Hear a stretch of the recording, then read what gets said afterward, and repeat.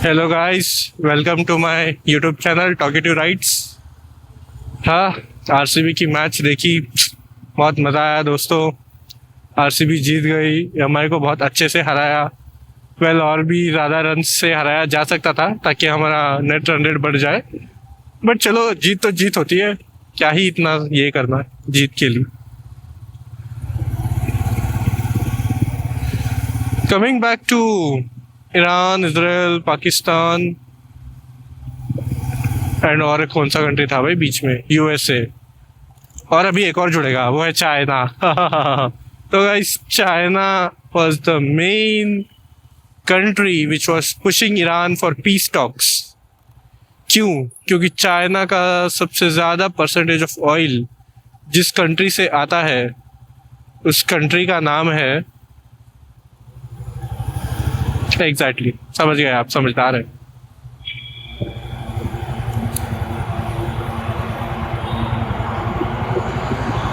उस कंट्री का नाम है Pakistan, sorry, Iran.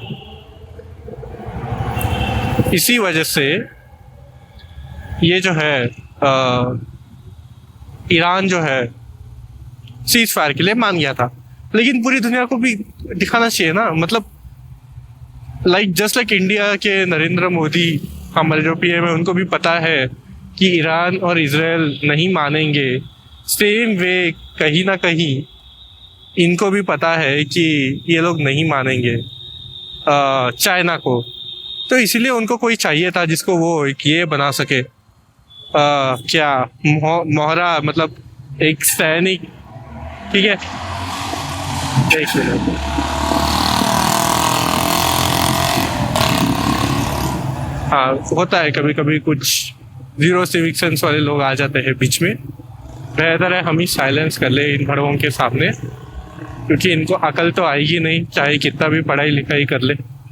Well guys, तो चाइना को ईरान से तेल मिलता रहता है, इसीलिए चाइना पुश कर रहा था सीज फायर, ताकि उसका जो तेल है वो स्ट्रेट ऑफ हॉर्मुज से बिना किसी प्रॉब्लम आता रहे। पर्सनली ईरान को भी, मतलब ईरान को भी शायद सीज फायर कहीं ना कहीं चाहिए, और else Iran can break down. मुझे भी ऐसा फील होता है इकनॉमी की तरफ से।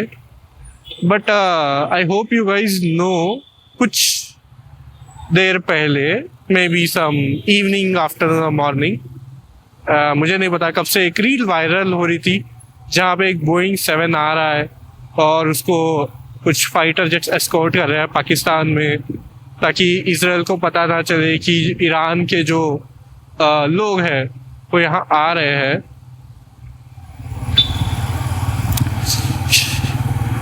इन लोगों को क्या लगता है, ये सबसे बड़े गधे इस दुनिया में ये लोग कैसे हैं? मतलब अपनी पोजीशन ये किसी को दे ही नहीं सकते इस दुनिया में, क्योंकि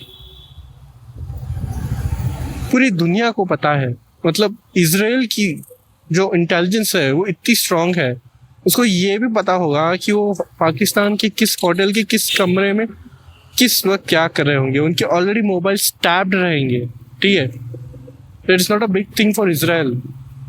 लेकिन इनको लगता है ये ऐसे झूठ फैलाएंगे। द एक्चुअल थिंग वाज, वो बोइंग उनका ही था, बस ये लोग पता नहीं क्या झूठी खबर ये फैला रहे थे कि हम ऐसा ये पता नहीं चलने देंगे, ये कुछ और कर रहे थे। वैसे वो क्या कर रहे थे वो अभी क्लियर नहीं है, लेकिन ये इतना तो क्लियर हो गया कि ये जो बोल रहे हैं वो सच नहीं है, सच कुछ और है, ये बोल कुछ और है। लेकिन ये गधा बनाने की कोशिश कर रहे थे, in which they have successfully failed ही बोलना पड़ेगा, क्योंकि अगर बना सकते तो बना देते। अब तक बैठा है इसराइल वहाँ, इतनी बेइज्जती किसी की नहीं देखी मैंने जितनी पाकिस्तान की होती है, हर रोज, हर वक्त, हर समय, हर घड़ी। कैसा, कितना बुरा लगता होगा ना, मतलब यार, अगर ज़्यादा सा भी 19-20 का फर्क हो जाता ना बेचारों, पर अगर कोई इंडिया वाला पाकिस्तान या बांग्लादेश में पैदा हो जाता, बता नहीं सकते क्या हाल होता उन बेचारों का। मैं तो बोलता हूँ थैंक गॉड इंडिया में ही पैदा किया, अगले 100 जन्म भी हो तो इंडिया में ही करना, कुछ भी करना बस इंडिया में ही करना, वरना पाकिस्तान जैसी ह्यूमिलेशन झेल के मैं जिंदा ही नहीं रह पाऊंगा। इतनी बेइज्जती, वो भी इंटरनेशनल लेवल पे। सीज फायर तक टूट गई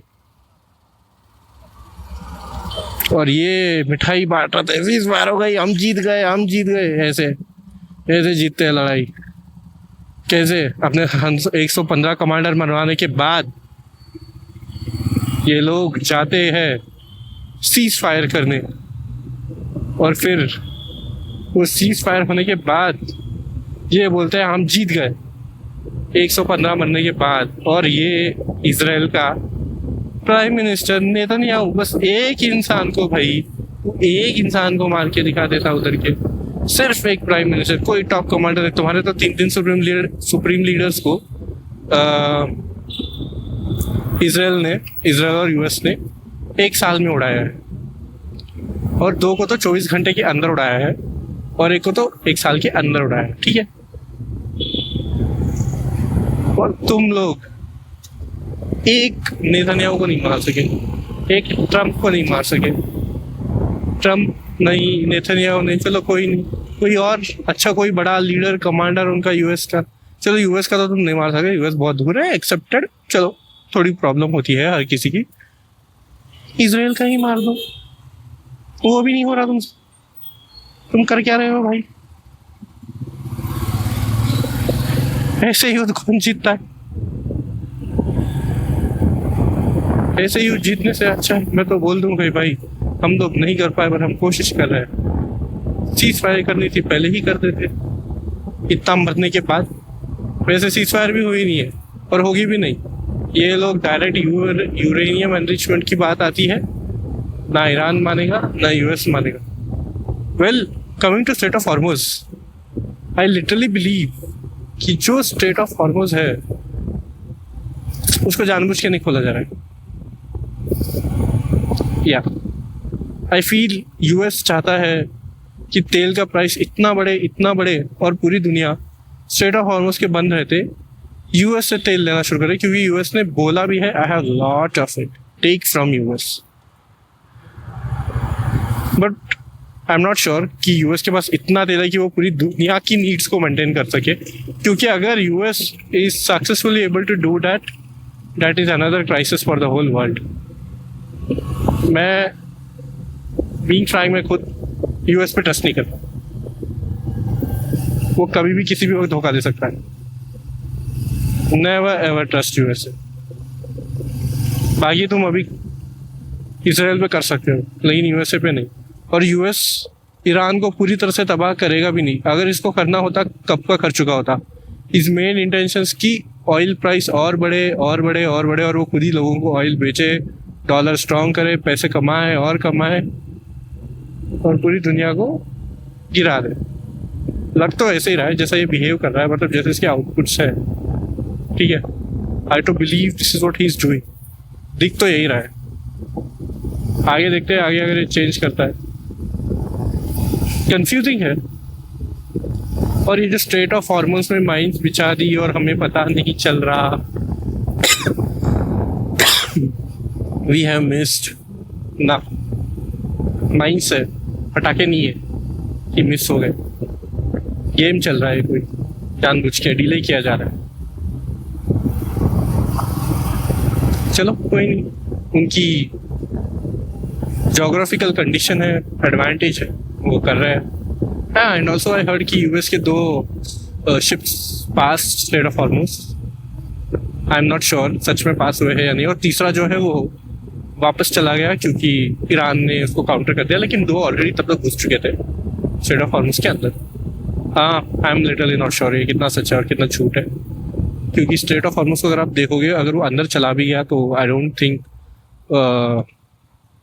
वो कुछ कर पाएगा। मतलब फंस भी सकता है अंदर जाके डायरेक्टली, अगर वो 2 या 3 शिप ऐसे गए हो। कम से कम उसको पूरा जो उनका एक यूनिट होता है 12 से 16 शिप्स का, वो कंप्लीट यूनिट अगर जाता है अंदर तो अलग बात है। And if Abraham Lincoln is gone, even I don't have the complete knowledge of it, so I am just staying back from it as of now. आगे देखते हैं क्या होता है, न्यूज़ क्लियर हो जाएगी।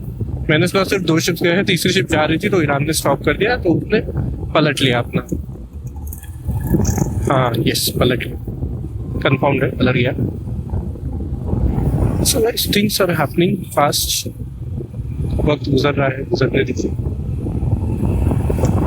जो होना था हो गया। इंडिया सेफ है, सेफ रहेगा। आरसीबी जीतती रहेगी।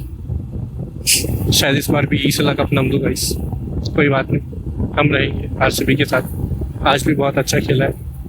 फिल सॉल्ट ने स्वाद अनुसार नमक डाला।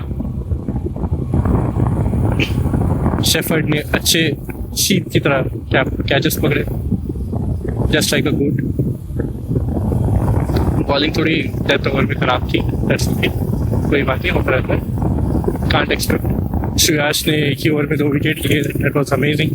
It was like breaking the game back in हाइस।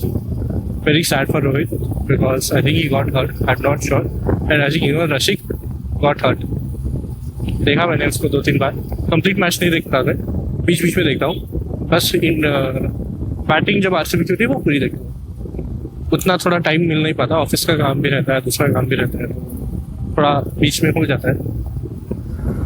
वीडियोस भी रेगुलर इसीलिए नहीं डाल पाता क्योंकि मेरा ऑफिस का काम रहता है, दूसरे काम रहते हैं। But anyhow I will try the best and try to give accurate information as well. बाकी लोगों पे तो पता ही है, कभी विश्वास मत करना। सोशल मीडिया की हाइप बनाने का काम करते हैं बस। सीज फायर हो गया, ये हो गया, वो खुल गया, ये इधर जाना है, उधर जाना है, इधर से आएंगे, इधर से अटैक होगा, इधर ये उड़ा दिया। मीडिया वालों को बिल्कुल मत देखना, इतना कुछ नहीं होगा। जितना मैं देख रहा हूँ, जितना ऑब्जर्व कर रहा हूँ, यूएस का कोई इरादा नहीं है कि वो पूरा बर्बाद करे ईरान को। करना होता तो वो कब का करता, फिर बाद में बोलता कि इतना सब हो गया, अभी आ जाओ। नो, नॉट एट ऑल, कोई ऐसा इरादा नहीं है, दिख भी नहीं रहा। इसराइल का है, बट इसराइल भी अंडर यूएस है। लेबनान का सीज फायर तो बिल्कुल नहीं होने वाला। सारे जो सीज फायर के टॉक्स थे सबके सब अटक गए, टूट गए। आई थिंक यूएस डिप्लोमेट्स तो वापस भी चले गए, ईरान वाले भी निकलने वाले हैं। That's it, there is no chance I can see कि कुछ हो सके इस बार। तो एक हफ्ता शायद मुझे लग रहा है कि कुछ हो भी नहीं पाएगा, बस सोशल मीडिया की बातें चलेंगी। और सीज फायर के जो 10 पॉइंट्स बोल रहे थे ईरान एम्बेसी, वो मजाक चल रहा था भाई सोशल मीडिया पर ईरान की तरफ से। Literally that's a joke. वो बोल रहे हैं लोग बोल रहे हैं भाई इतना सार्कास्टिक में कमेंट कर रहा है, ईरान जीत रहा है, नहीं जीत रहा है, मैं पागल हो गया है। उसको समझ नहीं पा रहा, वो समझ नहीं पा रहा कि उस पर क्या रिएक्ट करूँ। कुछ नहीं कर सकता तो चलो जोकर बन जाता हूँ। जोकर ही बोलते हैं उसको, ऐसी बातें करेगा जोकर ही बोलते हैं उसको। मतलब क्या ही बोलोगे एक इंसान को, जब नॉट इंसान, एक पूरी IRGC कमांड, क्योंकि वो कुछ कर ही नहीं पा रहे, कुछ नहीं हो रहा उनके। उन्होंने अपना इंडियन पे 100 ड्रोन फेंक दिए, 100 या 1000 एक साथ फेंक दिए, सारे इंटरसेप्ट हो गए। फिर उन्होंने उसी तरह इस पे एक साथ अटैक कर दिया, दूसरी जगह अटैक कर दिया, यूएस पे कहीं पे भी सारे इंटरसेप्ट हो जाते हैं। अटैक वहीं पे सक्सेसफुल हो रहे हैं मिडल ईस्ट में। मिडल ईस्ट वाला भर भर के अब देगा पैसा कि भाई तू डिफेंस कर, तो डिफेंस का ये ला, वो मशीन ला, ये मशीन ला, भाई ये मशीन खराब हो गई, ये मशीन को ईरान ने मार दिया, अरे ठीक है भाई तू ना ये मशीन ला, ये ले पैसे ले ले, भर भर के पैसे ले, यही चलेगा। US is making maximum profit guys. भगवान, फिर से ट्रैफिक आ गया इतनी रात में, ठीक। So US is making maximum profit guys, and this is how US is gonna run. The only people who are going to suffer, I think Cuba में सबसे ज़्यादा प्रॉब्लम आने वाले दिनों में होने वाली, अभी भी चल रही है। 20-25 दिनों से उनके पास कोई ऑयल टैंकर नहीं था, and they were facing lot of power crisis. May God help those people. Though Russia is helping, but I know Russia's help won't be sufficient. और थोड़े लोगों को आगे आना पड़ेगा। और अगर स्ट्रेट ऑफ हॉर्मुज़ पूरी तरह से ब्लॉक हो गई तो किसी को भी तेल नहीं जाएगा। That's what they are planning. Still there is a possibility of strait safe passage. वो देखते हैं क्या होता है। भाई तो रोड शायद मार हो रहा था वहाँ पे। रात का ट्रैफिक है।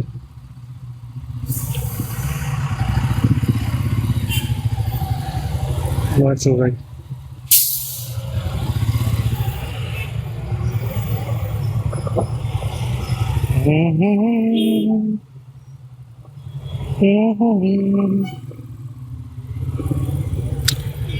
सबको एक दूसरे के साथ RCB RCB just play bold Royal Challengers just play bold challenging काला अंदर काला बाहर चाहे साला कोयला काला है चट्टान अंदर काला बाहर पर सच्चा है साला। लग रहा है अब 3 साल शायद आरसीबी ट्रॉफी जीतती रहेगी, hope so.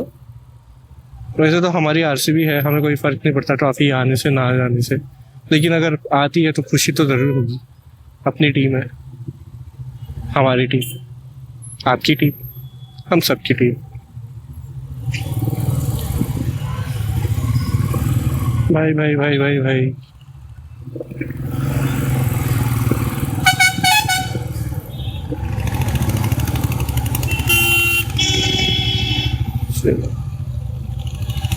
safe passage guys।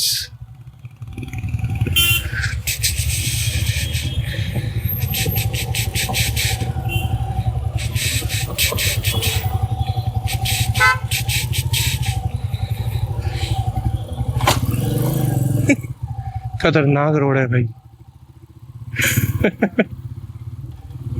पता नहीं कौन से गाड़ी के पार्ट को टच कर गया, इतनी जोर से आवाज आई। Literally it was unexpected. पता था रोड खराब है, कभी कभी हो जाता है।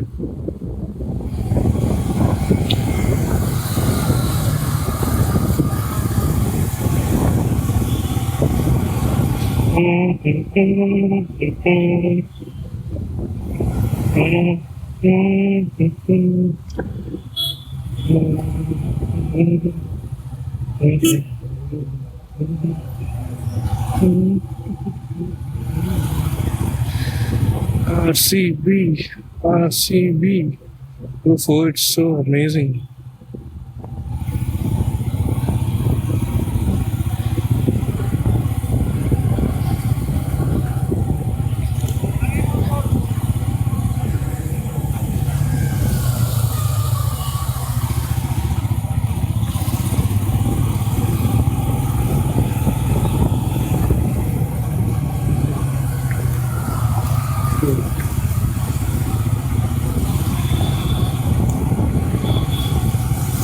Can go ahead if you want. He has a free passage too.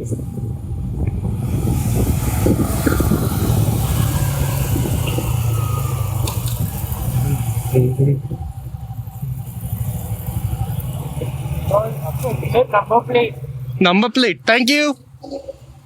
Did it fall down?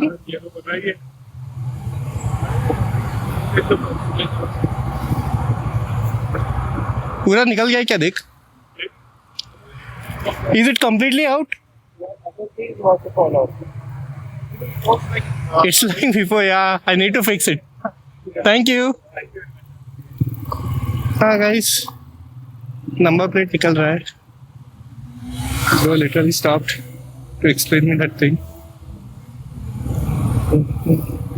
Kind people everywhere. Bangalore is filled with kind people. Chalo guys, bye bye. See you. Take care. Do like, subscribe and share my YouTube channel. As you know, you will get a hell lot of knowledge. पर हाँ, geopolitics हमेशा correct ही रहती है, maximum times. कभी कभार इक्का दुक्का हो सकता है, बट जितना है उतना है। Bye bye, take care everyone.